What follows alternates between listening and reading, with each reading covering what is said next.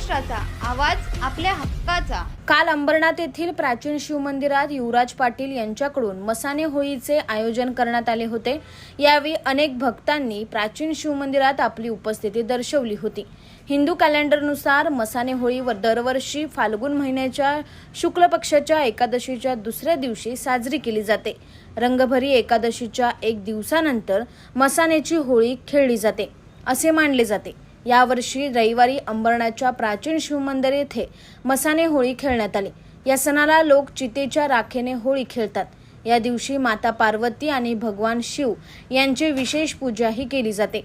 पौराणिक मान्यतेनुसार भगवान शिवने मसाण्याची होळी सुरू केली असे मानले जाते की रंगभरी एकादशीच्या दिवशी भगवान शंकराने गौण पूजा करून माता पार्वतीला काशीत आणले।